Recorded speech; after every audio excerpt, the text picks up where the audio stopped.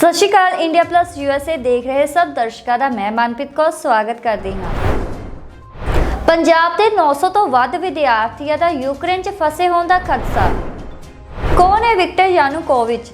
Putin ਜਿਸ ਨੂੰ ਬਣਾਉਣਾ ਚਾਹੁੰਦੇ ਨੇ ਯੂਕਰੇਨ ਦਾ ਰਾਸ਼ਟਰਪਤੀ। ਯੂਕਰੇਨ ਖਿਲਾਫ ਹੁਣ ਰੂਸ S-400 ਦੀ ਕਰੇਗਾ ਵਰਤੋਂ। ਝੁਕਣ ਲਈ ਨਹੀਂ ਤਿਆਰ ਯੂਕਰੇਨ। ਜ਼ੈਲੈਂਸਕੀ ਨੇ ਨਾਗਰਿਕਾਂ ਨੂੰ ਕੀਤੀ ਖਾਸ ਅਪੀਲ। संयुक्त राष्ट्र महासभा च रूस खिलाफ प्रस्ताव पास। भारत रहा फिर वोटिंग तो दूर। आओ शुरुआत करते हैं अज की इस पहली वड्डी खबर तो।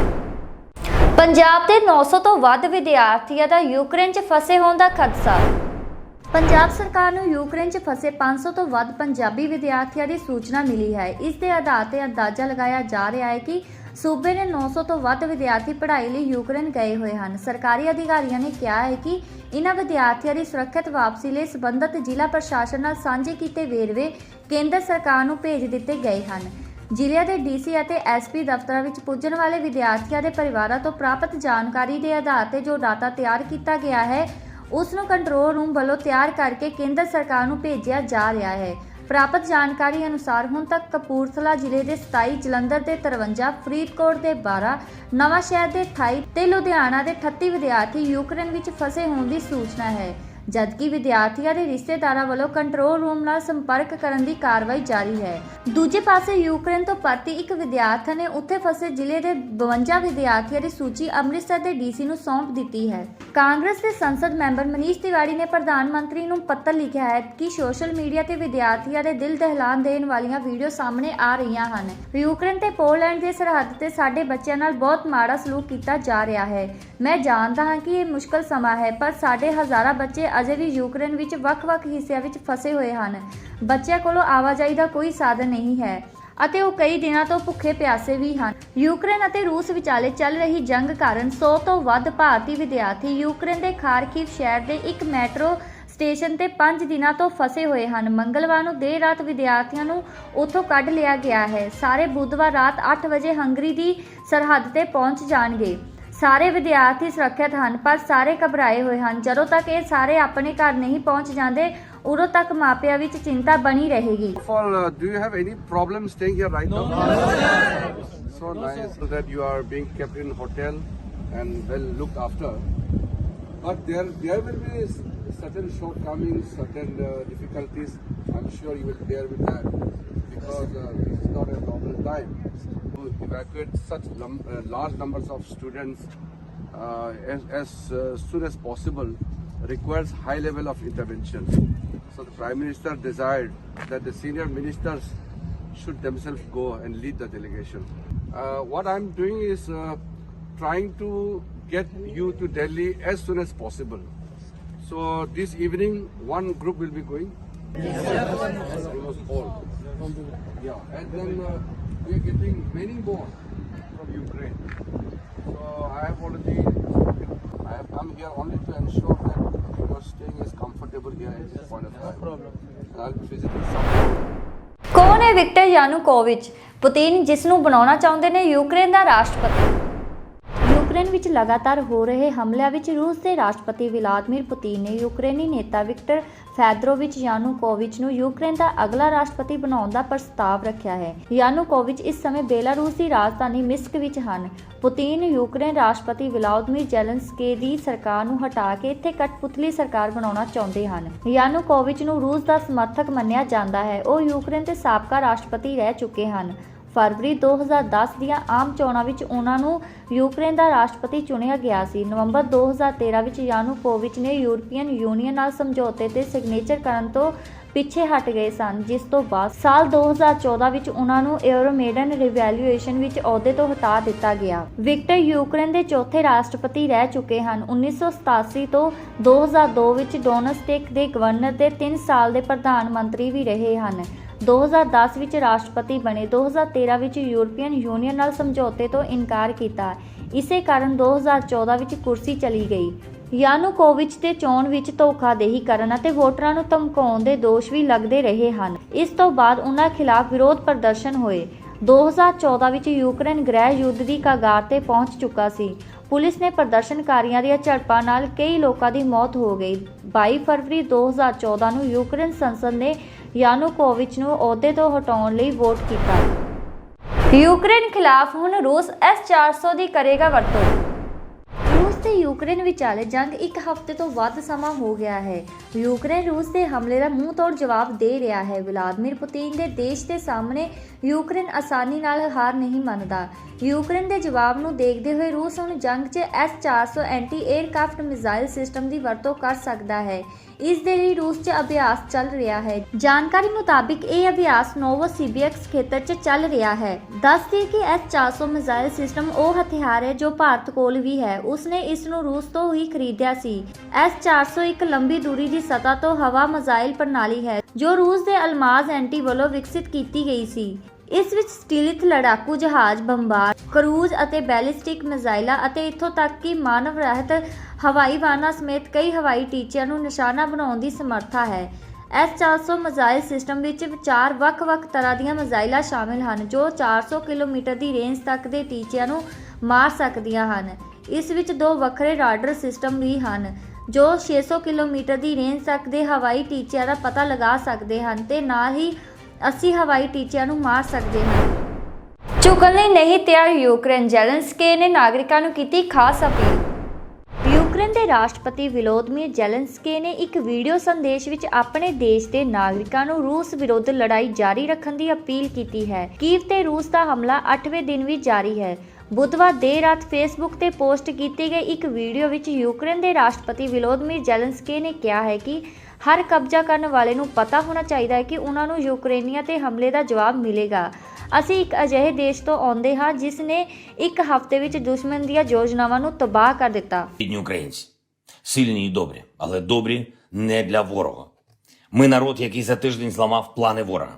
Плани, які будувалися роками, підло, прораховано, з ненавистю до нашої країни, до наших людей, до будь-яких людей, які мають 2 речі – свободу і серце. Але ми їх зупинили і б'ємо. Наші військові, наші прикордонники, наша тероборона, навіть прості фермери беруть в полон російських військових щоденно. І вони всі говорять тільки одне.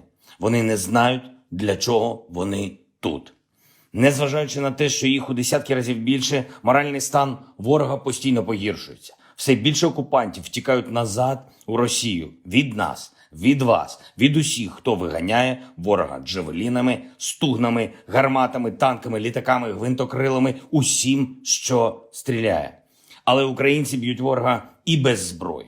Я щиро захоплююся героїчними мирними мешканцями Конотопа, Баштанки, Енергодару, Мелітополя і інших міст та сіл України, які не пускають окупантів, перекриваючи їм все, перекриваючи дороги. Люди виходять перед ворожою технікою. Це вкрай небезпечно. Але як це мужньо? Це також порятунок. Впевнений, ви всі бачили відео з Мелітополя, де українці протестували проти росіян, які зайшли у наше місто. Тимчасово. Я впевнений в цьому. Якщо вони кудись і зайшли, то тільки тимчасово. Прогонимо з ганьбою, як роблять ті люди, прості люди, які виганяють окупантів з продуктових магазинів, коли російські військові намагаються знайти собі їжу. Це не воїни над державою. Це розгублені діти, яких використали. Заберіть їх додому. Українці, кожен окупант повинен знати, вони тут нічого не отримують, нікого не підкорять. Навіть якщо вони можуть нагнати більше техніки і більше людей, це нічого для них не змінює. Куди б вони не зайшли, всюди знищать. У них не буде тут спокою, у них не буде тут їжі, у них не буде тут жодної тихої хвилини. Окупанти отримують від українців тільки одне – відсіч, люту відсіч. Таку відсіч, що вони назавжди запам'ятають, що ми свого не віддаємо. Що вони запам'ятають, що таке вітчизняна війна. Так, для нас, українців, це вітчизняна війна. Ми пам'ятаємо, як починаються вітчизняні війни. І знаємо, чим вони закінчуються. Для загарбників. Наша армія робить все для того, щоб зламати ворога остаточно. Майже 9 тисяч вбитих росіян. За один тиждень на Миколаївському напрямку окупантам доводиться десятками гвинтокрилів забирати своїх 200-х і 300-х. 19 років. 20 років. Що вони бачили у житті? Окрім цього. Окрім вторгнення на чужу землю. Але більшість з них так і залишається повсюди. Україна не хоче бути покритою трупами військових. Забирайтеся додому усією своєю армією. Скажіть своєму командуванню, що ви хочете жити, що ви не хочете умирати, ви хочете жити. Зупинити війну та відновити мир потрібно якнайшвидше. Сьогодні був, як і зазвичай, активний день щодо переговорів з лідерами інших держав, учасниць нашої антивоєнної коаліції. Я провів перемовини з очільниками урядів Норвегії, Ізраїлю, з президентом Казахстану, з еміром Катару, Тамімом бін Хамадом Аль-Тані, з президентом Європейської ради Шарлем Мішелем, з прем'єр-міністром Канади Джастіном Трюдо, з президентом Польщі Анджеєм Дудою. Блискучий результат на Генеральній асамблеї ООН. 141 країна підтримала резолюцію, яка вимагає від Росії негайно забратися з України. 141 держава за нас. За Росію тільки 4. 4 держави, які проголосували проти нас. Ось перелік. Північна Корея, Еритрея, Сирія, Білорусь. Ось такий список. Ось такі друзі. А інших і не буде. У держави, яка не вміє жити в мирі. Провів сьогодні нараду з очільниками областей і міст України. Вже працює новий очільник Одеської обласної державної адміністрації Максим Марченко. Військовий, професійний. Наші хлопці на місцях багато працюють над тим, щоб організувати зелений коридор, щоб вивести цивільних, щоб завести ліки. Волноваха. Міста Київської області, Сумської області, Харківської області, на півдні України. Це дуже складно, надзвичайно складно. Нам протистоїть терор. Але терор, я впевнений, програє завдяки нашим героям. І сьогодні я підписав указ про присвоєння звання Героя України 15 нашим захисникам. Старшому лейтенанту Білоконю Максиму Віталійовичу посмертно. Брав участь у відбитті атаки ворога під час оборони Чернігова. Знищив ДРГ ворога та 2 танки противника. Підполковнику Капічуну Олександру Валерійовичу посмертно. Завдяки його героїчним діям зупинили колону ворога, знищили техніку та ворожих солдатів. Солдату Лук'яновичу Олександру Володимировичу посмертно. Під час бою знешкодив до 3 десятків одиниць техніки противника. Внаслідок авіаційного удару отримав смертельне поранення. Молодшому сержанту Несольному Михайлу Михайловичу посмертно. Загинув у ближньому бою із силами противника, коли евакуйовував людей. Солдату Нікончуку Андрію Валерійовичу посмертно. Захищав Київську ГЕС від нальотів російської авіації та ракетних ударів. Лейтенанту Сапилу Віталію Романовичу посмертно. Командир танкового взводу знешкодив 3 десятки одиниць техніки ворога. Загинув під час авіаудару. Головному сержанту Синюку Олексію Олександровичу посмертно. Обороняв Чернігів. Знищив 2 ворожих БМП та захопив танк Т-72. Загинув від авіаудару. Лейтенанту українцю Владиславу Петровичу посмертно. Прикрив відхід своїх при наступі ворога. Майору Чобану Степану Івановичу посмертно. Пілот Су-27 відволік на себе ворожу авіацію над Кропивницьким. Майору Михальчуку Ігорю Васильовичу, керівник підрозділу танкового батальйону, знищив чисельні бронемашини ворога. Полковнику Мусієнку Сергію Миколаївичу, керівник підрозділу ракетних військ та артилерії, завдав нищівних ударів противнику на Харківському напрямку. Лейтенанту Пальченку Євгену Михайловичу, керівник взводу танків, прикрив вихід бригади з оточення.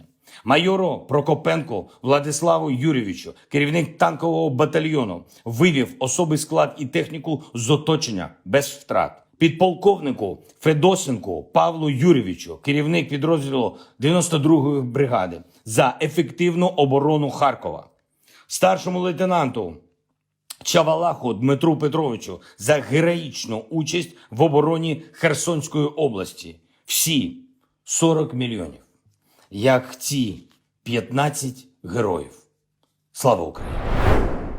संयुक्त राष्ट्र महासभा 'ਚ ਰੂਸ ਖਿਲਾਫ ਪ੍ਰਸਤਾਵ ਪਾਸ, ਭਾਰਤ ਰਿਹਾ ਫਿਰ VOTING ਤੋਂ ਦੂਰ। ਯੂਕਰੇਨ ਵਿੱਚ ਯੁੱਧ ਛੇੜਨ ਦੇ ਰੂਸ ਦੇ ਕਦਮ ਬਾਰੇ ਸੰਯੁਕਤ ਰਾਸ਼ਟਰ ਆਮ ਸਭਾ ਵਿੱਚ ਰੂਸ ਖਿਲਾਫ ਪ੍ਰਸਤਾਵ ਪਾਸ ਕੀਤਾ ਗਿਆ ਹੈ। ਸੰਯੁਕਤ ਰਾਸ਼ਟਰ ਆਮ ਸਭਾ ਦੀ ਵਿਸ਼ੇਸ਼ ਐਮਰਜੈਂਸੀ ਬੈਠਕ ਤੋਂ ਬਾਅਦ ਇਹ ਪ੍ਰਸਤਾਵ ਪਾਸ ਕੀਤਾ ਗਿਆ। ਸੰਯੁਕਤ ਰਾਸ਼ਟਰ ਦੇ ਇਸ ਕਦਮ ਦਾ 141 ਦੇਸ਼ਾਂ ਨੇ ਸਮਰਥਨ ਕੀਤਾ, ਜਦੋਂ ਕਿ 5 ਦੇਸ਼ਾਂ ਨੇ ਵਿਰੋਧ ਵਿੱਚ ਵੋਟ ਪਾਈਆਂ। 35 ਦੇਸ਼ਾਂ ਨੇ VOTING ਵਿੱਚ ਹਿੱਸਾ ਨਹੀਂ ਲਿਆ। ਭਾਰਤ ਨੇ ਵੀ VOTING ਵਿੱਚ ਹਿੱਸਾ ਨਹੀਂ ਲਿਆ।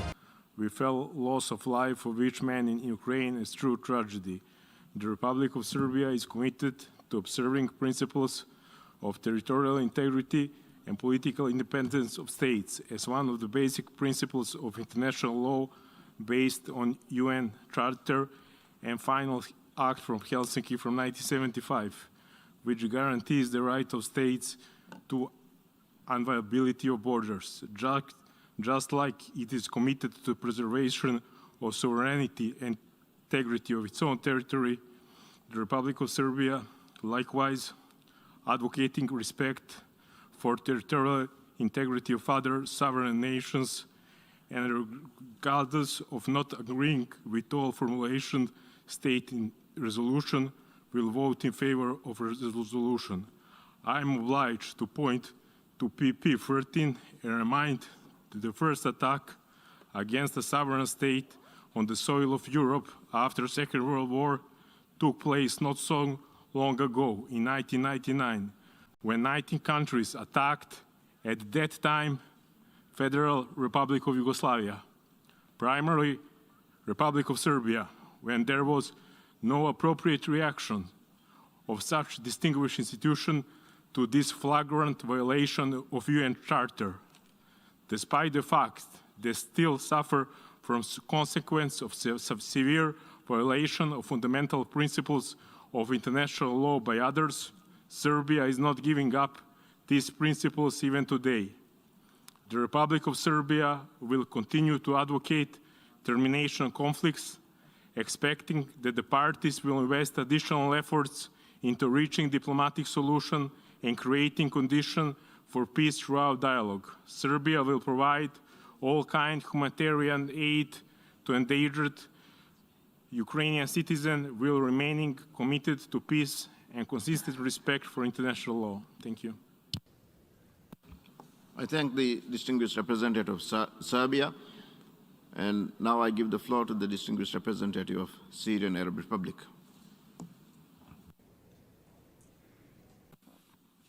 Shukran, Sayyid Rais. Thank you, Mr. President. Mr. President, the draft resolution before us today clearly represents a prejudiced attitude based on political propaganda. It's a means of political pressure. Those who prepared the draft resolution incorporated an aggressive language against the Russian Federation to belittle its legitimate stand based on its security concerns and its right to protect its people from the threats to national Russian security. Belarus is also impacted by this draft resolution. This draft resolution represents a flagrant political hypocrisy.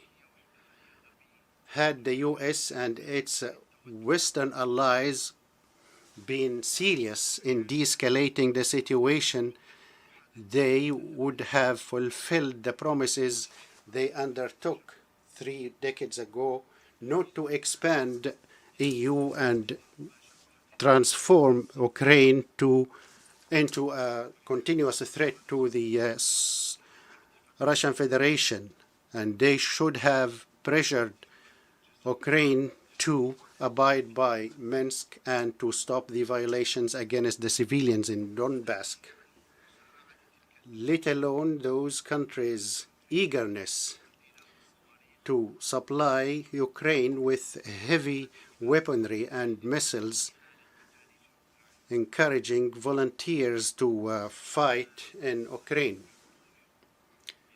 This indicates the clear-cut desire of those countries for provocations and not for containment and de-escalation. This draft resolution coincides with a huge media campaign to spread erroneous information and lies. It's not designed to find a clear-cut and real solution for the crisis, rather to defame the Russian Federation. It is a text that is full of loopholes and untruths. It ignores the real reasons for the escalation of tension and for the eruption of hostilities. Those who are eager to defend the Charter of the United Nations now today, they should have shown the same eagerness vis-à-vis Israel's continued occupation of the Arab territories and the aggression committed by the Turkish forces against our territory. What about the U.S. violations of the territorial integrity of our land, Syrian territories? Syria's rejection of Western hegemonistic policies and interference in the internal affairs of states, prolongating crises, promulgating and spreading anarchy, opting for double standards and selectivities, imposing unilateral sanctions, make it necessary for us to reject this draft resolution and vote against it. Thank you, Mr. President. I thank the distinguished representative of Syrian Arab Republic. And now I give the floor to the distinguished representative of St. Vincent and the Grenadines. Mr. President, it is clear from the debate over the past 2 days that the membership of the United Nations is united in its call to end the war in Ukraine and return to diplomacy.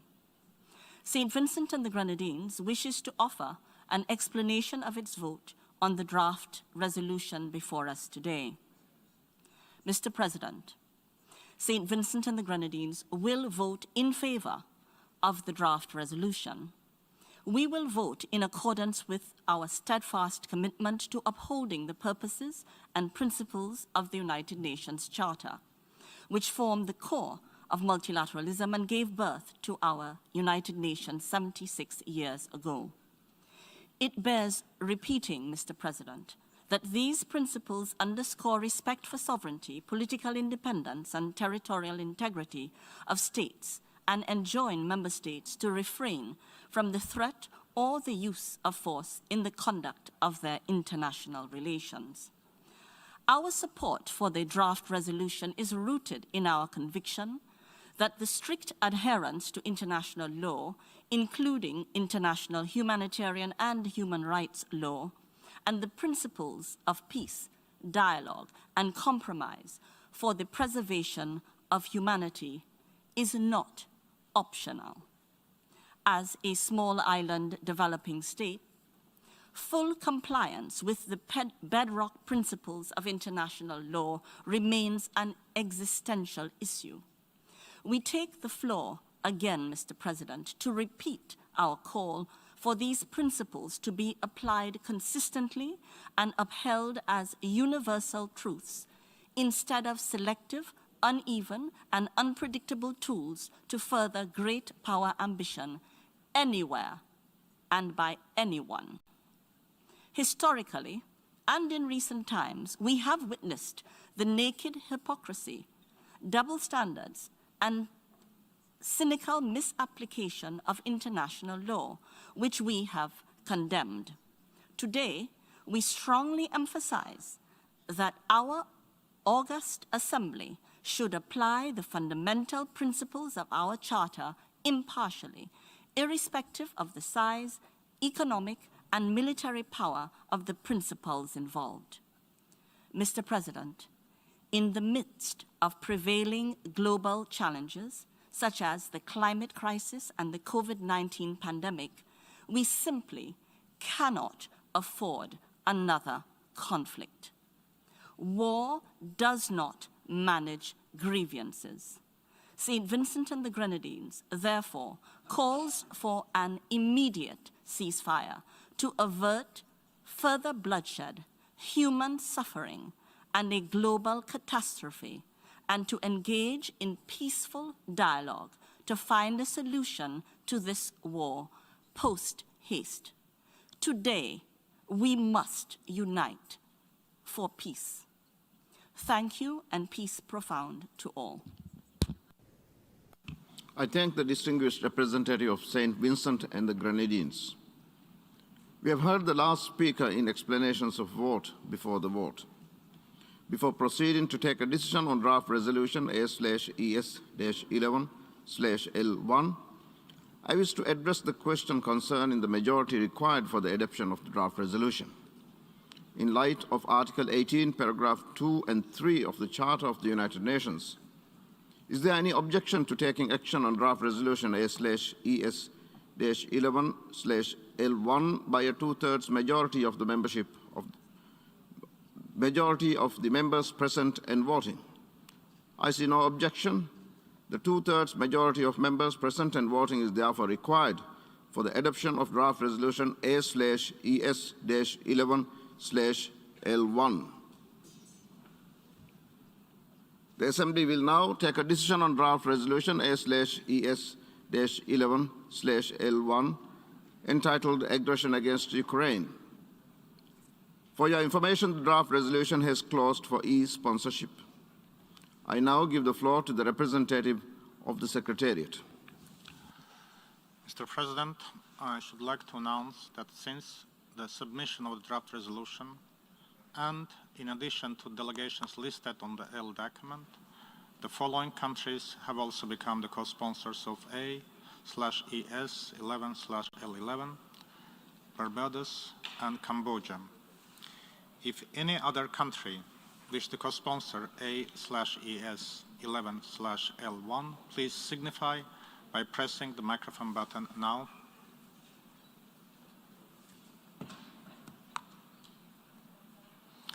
There is nothing further, Mr. President. I thank the representative of the Secretariat. A recorded vote has been requested. We shall now begin the voting process. Those in favor of draft resolution A/ES-11/L1, please signify. Those against, abstentions.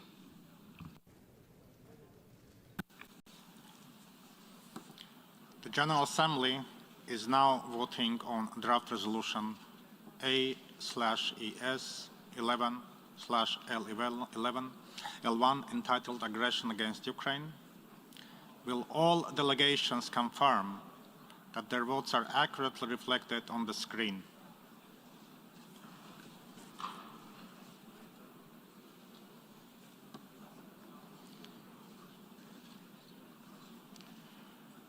The voting has been completed. Please lock the machine.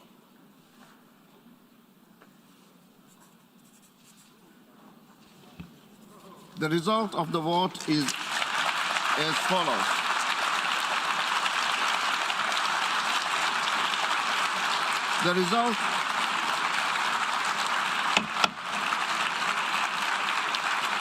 The result of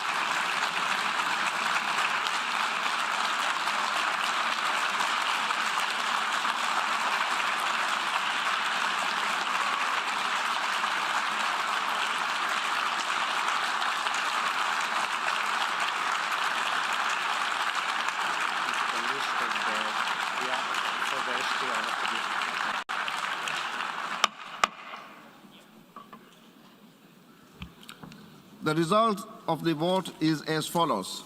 In favor, 41, against 5, abstentions 35. Draft resolution A/ES-11/L1 is adopted. Before giving the floor for explanations of vote after the vote, may I remind delegations that explanations of vote are limited to 10 minutes and should be made by delegations from their seats. I give the floor to the distinguished representative of Tunisia.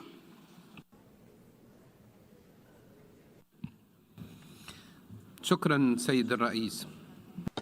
Thank you, Mr. President. Mr. President, Tunisia voted in favor of the draft resolution in support of the principles and values of the UN Charter on which our foreign policy is based.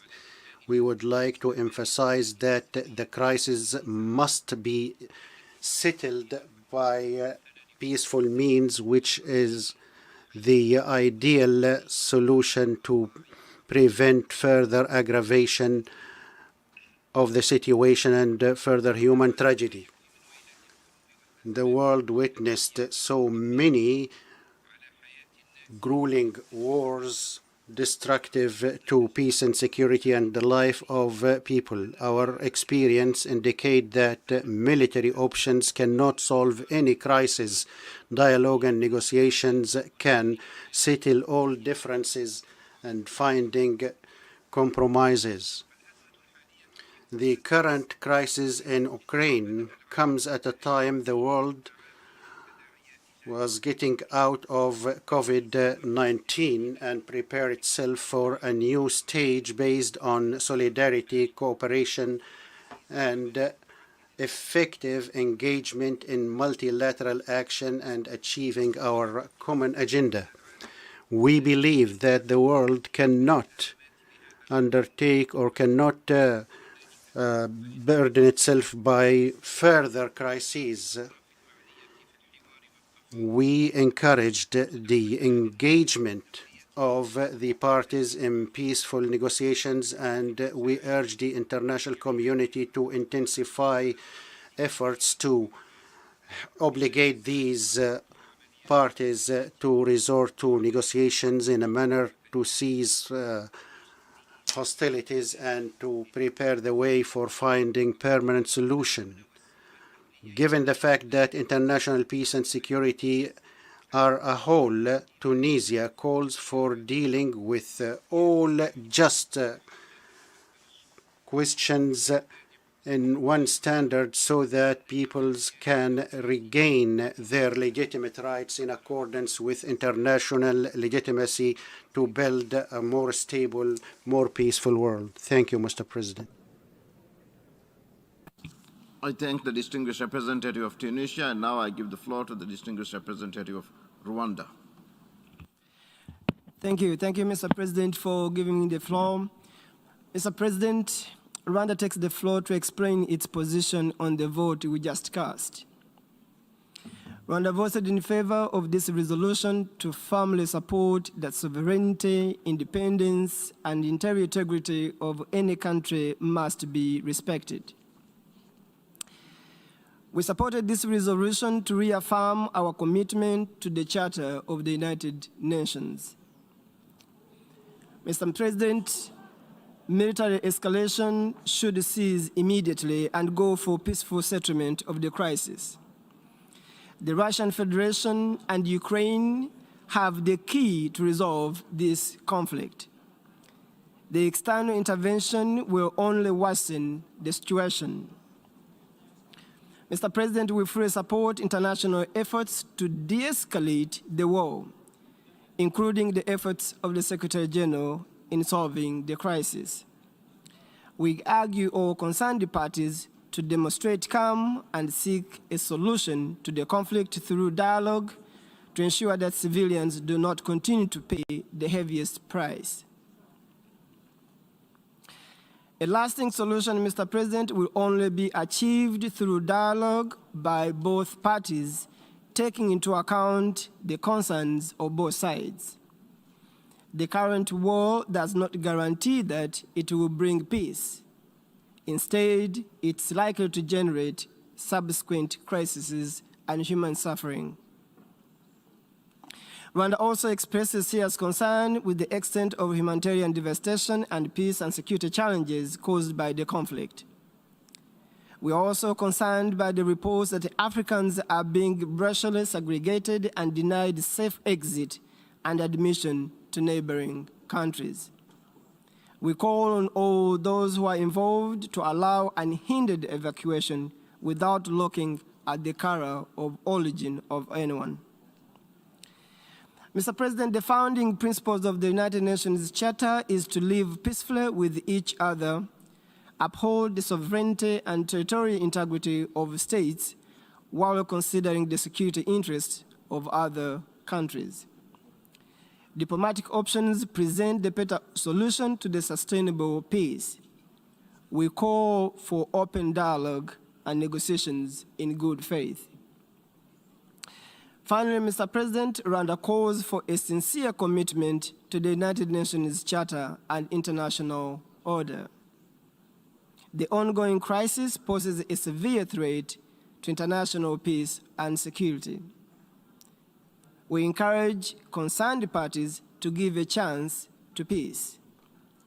We wish to underline that a long-lasting solution to the current crisis primarily lands and is in the hands of both Ukraine and the Russian Federation. Dialogue is the only option to resolve the current crisis. I thank you, Mr. President. I thank the distinguished representative of Rwanda, and now I give the floor to the distinguished representative of China. Thank you, Mr. President. Mr. President, there continues to be dramatic changes of the situation in Ukraine. What is now unfolding is indeed heart-wrenching. China's basic position on the Ukraine issue is consistent and unequivocal. We always believe that all countries' sovereignty and territorial integrity should be respected, and that international disputes should be resolved peacefully in accordance with the purposes and principles of the UN Charter. The top priority right now is to ease the situation on the ground as much as possible and prevent the situation from escalating or even getting out of control. Russia and Ukraine have already held their first round of negotiations. Despite their differences, both sides have shown their willingness to continue the negotiations. China welcomes this. Faced with the highly complex and sensitive situation, China once again calls on the international community to stick to the overall direction of a political settlement and foster an enabling atmosphere and conditions for direct dialogue and negotiations between the parties concerned. Mr. President, any action taken by the United Nations and the relevant parties should give priority to regional peace and stability and the universal security of all parties, and should play a positive role for de-escalation and diplomatic solutions. Regrettably, the draft resolution submitted to this emergency special session for vote has not undergone full consultations with the whole membership, nor does it take into full consideration the history and the complexity of the current crisis. It does not highlight the importance of the principle of indivisible security or the urgency of promoting political settlement and stepping up diplomatic efforts. These are not in line with China's consistent position. Therefore, we had no choice but to abstain in the voting. Mr. President, the final settlement of the Ukraine crisis requires abandoning the Cold War mentality, abandoning the logic of ensuring one's own security at the expense of others' security, and abandoning the approach of seeking regional security by expanding military blocs. It is important to give full attention and respect to the legitimate security concerns of all countries, and on that basis, conduct negotiations to put in place a balanced, effective, and sustainable European security mechanism.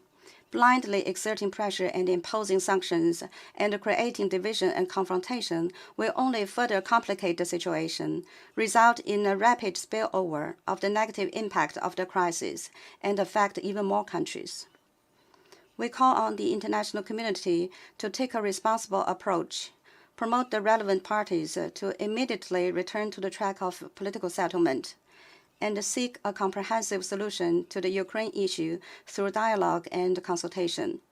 China is ready to continue its constructive role in this regard. Thank you, Mr. President. I thank the distinguished representative of China. I give the floor to the distinguished representative of Sierra Leone.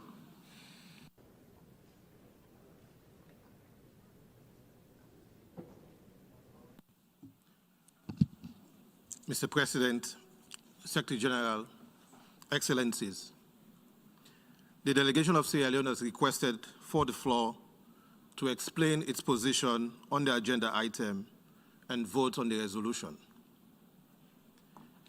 The government of Sierra Leone is gravely concerned about the regrettable, serious situation created in Ukraine with ramifications for regional and international peace and security. Sierra Leone also expresses serious concern over the growing refugee and humanitarian situation in and around Ukraine, and particularly the safety and well-being of Sierra Leonean students in Ukraine.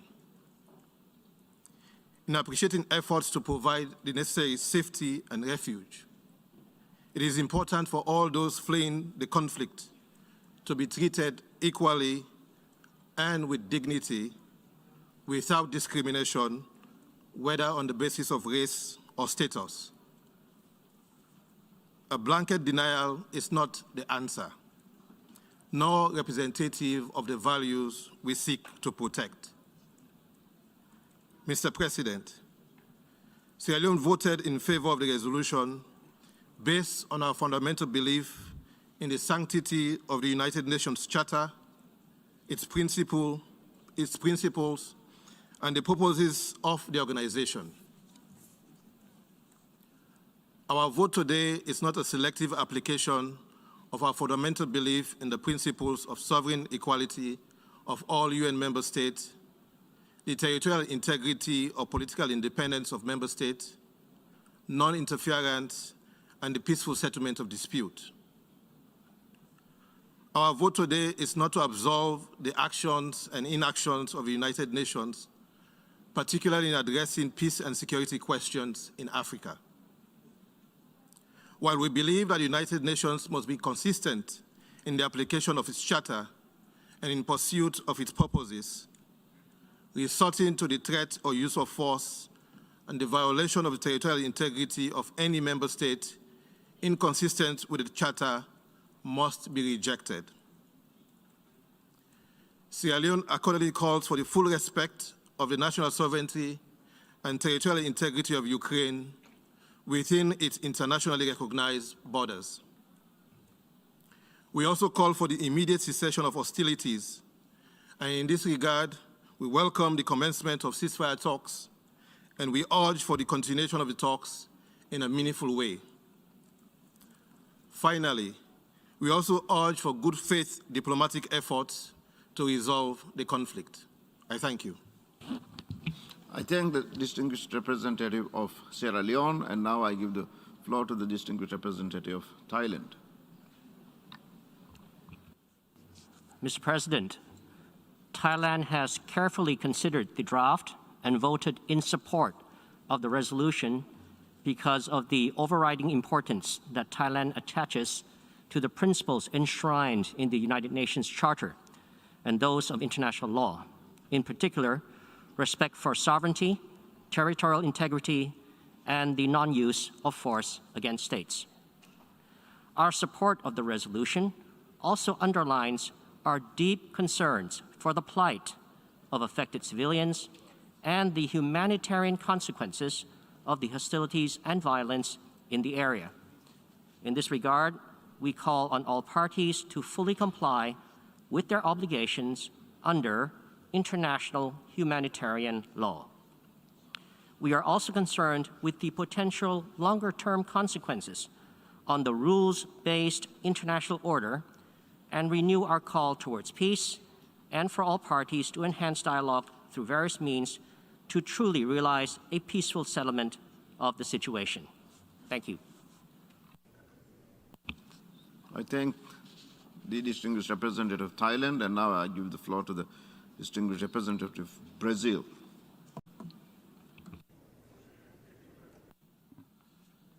Mr. President, we recognize the exceptional circumstances we are all facing, and we share the conviction that the General Assembly could not remain silent.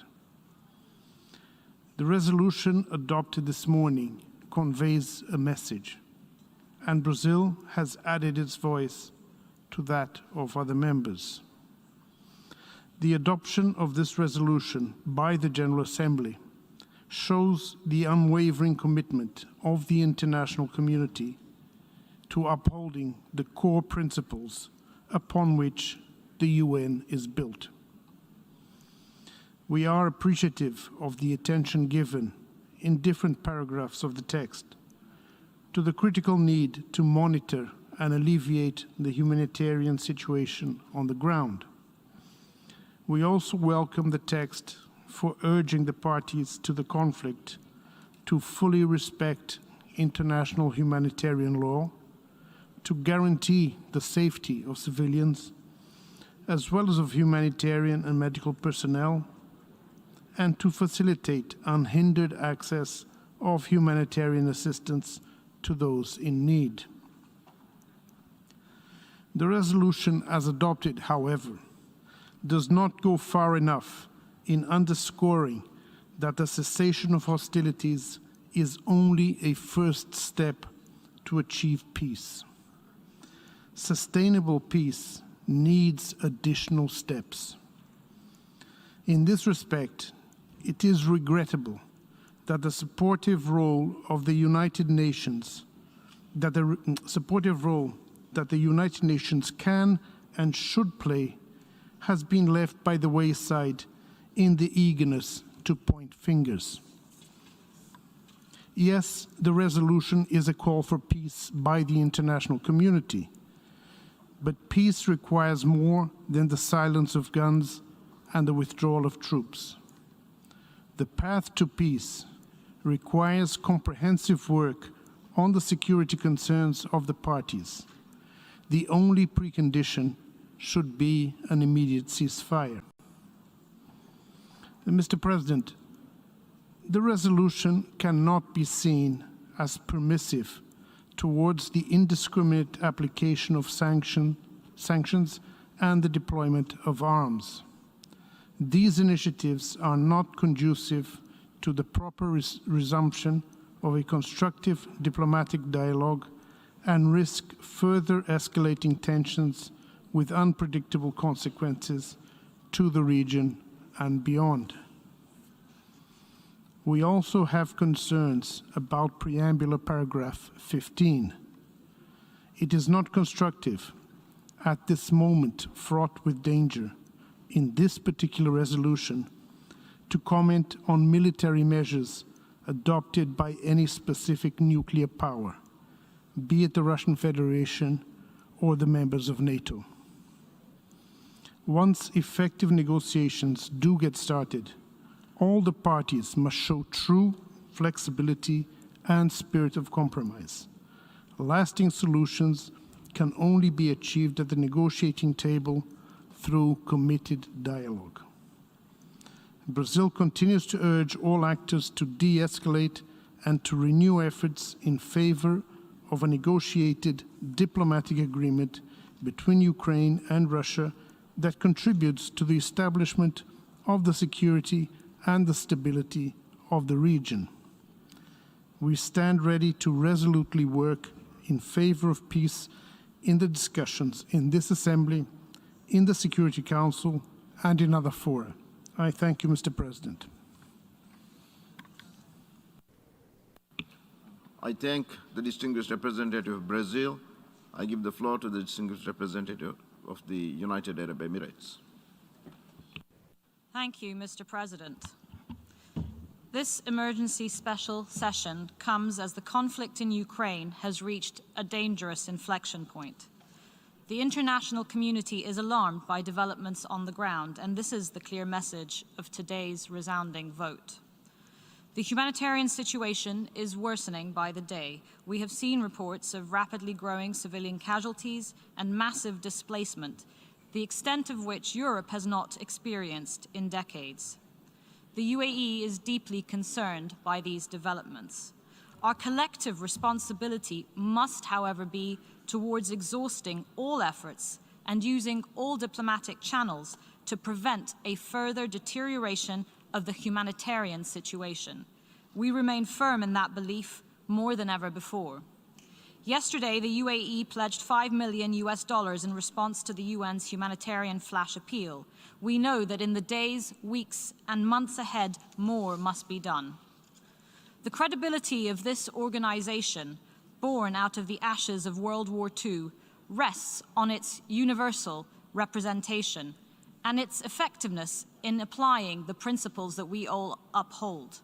However, as this conflict has revealed, the clear and full voice of the United Nations has only grown harder to summon because it is not equally applied. Despite deepening divisions, now is time to take a step back, identify diplomatic off-ramps, and engage constructively to end this conflict.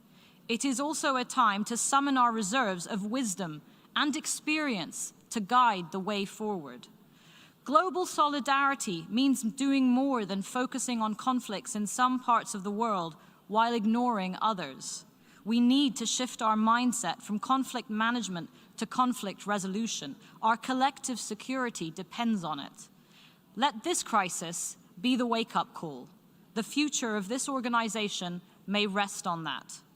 We all need to galvanize UN efforts to promote the dialogue, work towards an end to the hostilities, and address the humanitarian situation for those most desperately in need. The UAE recognizes the need to meet this moment with renewed diplomacy and leadership, and put the needs of the people on the ground at the center of our efforts. The avenues for dialogue must, however, remain open more urgently than ever before, and we must pursue them together. Mr. President, right now we recognize that this resolution adopted here today is a necessary signal of where we need to be going. Resigning ourselves to a cycle of perpetual violence and sanctions that only adds to the suffering of civilians diminishes us all. We voted for this resolution, and we join with member states in making this appeal to peace, a just peace that endures by recognizing the legitimate concerns of all parties and also abides by the UN's charters of principles and independence and sovereignty and territorial integrity. This resolution, however, as others have said, is not enough for a sustainable peace. Resolution of this conflict requires dialogue and effective diplomacy. This text represents the determination of member states to respond to the conflict today in Ukraine. That is the call that rings clearly from this meeting. We must now turn to finding ways to bring about its peaceful resolution with full respect for and commitment to real and engaged diplomacy. Thank you. I thank the distinguished representative of the United Arab Emirates, and now I give the floor to the distinguished representative of India.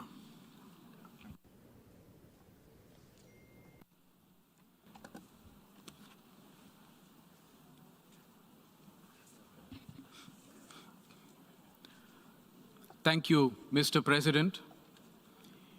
India has been deeply concerned over the rapidly deteriorating situation in Ukraine and the ensuing humanitarian crisis. An Indian national was tragically killed in Kharkiv yesterday due to the ongoing hostilities. We express our deepest condolences to his family and to that of each and every innocent civilian who has lost his or her life in this conflict. We demand safe and uninterrupted passage for all Indian nationals, including our students who are still stranded in Ukraine, particularly from Kharkiv and other cities in the conflict zones. Many member states share this concern. We have reiterated this demand to both the Russian Federation and Ukraine. This remains our foremost priority. Ensuring the well-being and safety of our citizens is the basic duty of every government. We have therefore instituted special flights to bring back Indians home from conflict zones. My government has deployed senior ministers as special envoys to countries neighboring Ukraine to facilitate evacuation. We thank all neighboring countries of Ukraine for opening their borders and extending all facilities to our embassies at this time. India has already dispatched humanitarian assistance to Ukraine. This includes medicines, medical equipment, and other relief material. We are sending more such tranches in the coming days. India supports the international community's call for an immediate ceasefire. We also support safe humanitarian access to conflict zones. We remain firm in our conviction that differences can only be resolved through dialogue and diplomacy. Prime Minister Modi has unequivocally conveyed this in his discussions with world leaders, including of the Russian Federation and Ukraine. He underscored the urgent imperative for humanitarian access and movement of stranded civilians. We therefore sincerely hope that the second round of talks between the Russian Federation and Ukraine will lead to a positive outcome. India urges that all member states demonstrate their commitment to the principles of the UN Charter, to international law, and respect of sovereignty and territorial integrity of all states. Keeping in view the totality of the evolving situation, India decided to abstain. I thank you, Mr. President. I thank the distinguished representative of India. I now give the floor to the distinguished representative of Bahrain.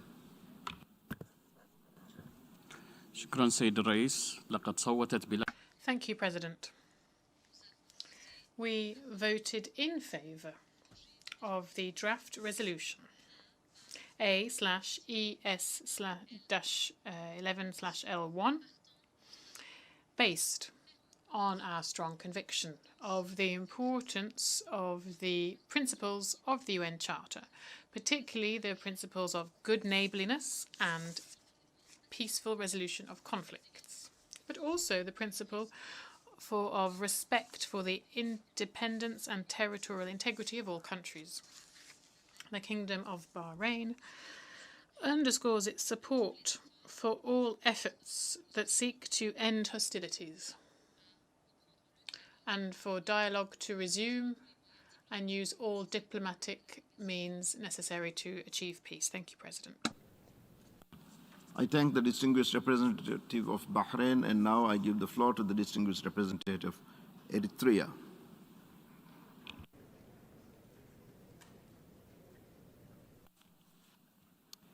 Thank you, Mr. President.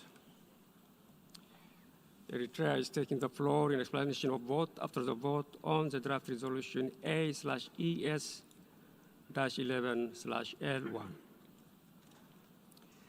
Eritrea firmly believes that respect for sovereignty, territorial integrity, and political independence, as enshrined in the United Nations Charter, are sacrosanct principles and should be respected by everyone at all times for the attainment of sustainable world peace.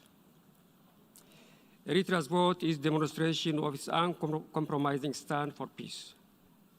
Its position is against internationalizing, incessant rhetoric, and imposition of unilateral sanctions, which regrettably further polarize international relations and escalate the situation with enormous implications for civilians. Instead, we have consistently opted for world regions to be given the needed space and solidarity to address political problems. The situation between Russia and Ukraine raises serious concern with political, economic, and security ramifications for Europe and the rest of the world. It requires immediate resolution by giving more chance to diplomacy. We hope that the ongoing talks between the two parties on the Belarusian border yields a quick and acceptable agreement to stop the war and pave a foundation for peace in the region. Eritrea opposes all forms of unilateral sanctions as illegal and counterproductive. Eritrea, the country that has been subjected to such measures by the West for 2 decades, including new sets of unilateral measures, understands that sanctions do not resolve problems of peace and security. On the contrary, they only hurt innocent people and undermine the road to peace. It will be remiss if I don't address disturbing reports that African citizens living in Ukraine are facing difficulties to cross the borders. We call on all countries to facilitate safe passage to people fleeing for safety regardless of their racial identity. Let me conclude, Mr. President, by reiterating that, that Eritrea would like to see that the windows for diplomacy remain open. We are confident of the ability of the parties to resolve their differences and reach an outcome that meets the interests and concern of all. We hope that the international community constructively supports the parties in their search for sustainable peace. I thank you, Mr. President. I thank the distinguished representative of Eritrea, and now I give the floor to the distinguished representative of Islamic Republic of Iran. Bismillah ar-Rahman ar-Rahim. Mr. President, the Islamic Republic of Iran is following the ongoing conflict between Russia and Ukraine with grave concern. We reiterate our principled position regarding the need for peaceful settlement of disputes in accordance with international law and underline the need for full respect by all parties for the well-established provisions of the United Nations Charter, international law, including international humanitarian law. We emphasize that the sovereignty and territorial integrity of all states must be fully respected, and the safety and security of all civilians must be guaranteed.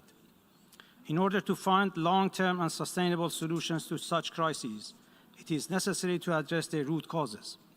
We note that the current complexities in the fragile region of Eastern Europe have been exacerbated by the provocative actions and decisions of the US and NATO. The security concerns of Russia must be respected. Wars and destructions inflicted on civilian lives and infrastructures are not acceptable, wherever they occur. The Islamic Republic of Iran calls for urgent cessation of hostilities and the escalation of tensions in the current conflict. In this regard, Iran underlines the essentiality of dialogue to address issues of concerns to all sides, leading to long-term results. The UN must always avoid double standards, particularly when it's considering issues related to the maintenance of international peace and security. It is unfortunate to note that the UN, in particular the Security Council, has at times neglected this principle, which has undermined its credibility. A case in point is the Security Council's handling of the conflict in Yemen. Mr. President, we believe that the text of the resolution before the General Assembly lacks impartiality and realistic mechanisms for resolving the crisis through peaceful means. Furthermore, not all member states of the UN were given the opportunity to engage in negotiations on the text of the resolution. It should be emphasized that the General Assembly is not in a position to determine the existence of an act of aggression because, in addition to Article 39 of the Charter, GA Resolution 3314 of 14 December 1974 calls on the Security Council to determine the existence of an act of aggression. Moreover, convening the emergency special session based on the General Assembly Resolution 377A shall not be considered as the end of the dialogue. My government continues to call for a comprehensive, peaceful, and sustained resolution to the current conflict, including an immediate ceasefire and a start of the dialogue, as well as provision of humanitarian assistance to the people in need.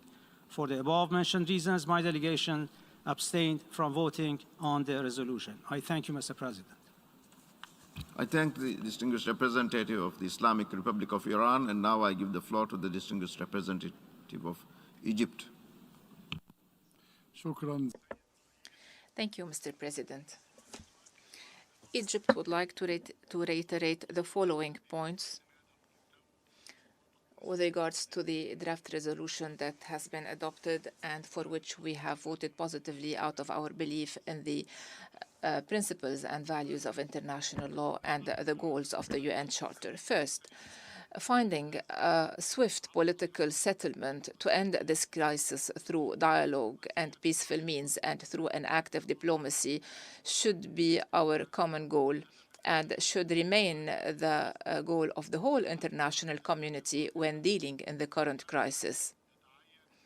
And we should also allow room to achieve this main goal through our endeavors. Second, Egypt reiterates that we should not disregard the necessity of dealing with the root causes of the current crisis and dealing with them in order to defuse the crisis and achieve peace and stability. 3. Egypt rejects the exploitation of economic sanctions outside the multilateral international mechanisms because previous experiences have shown that such sanctions can have dire humanitarian consequences and lead to escalating the sufferings of civilians. 4.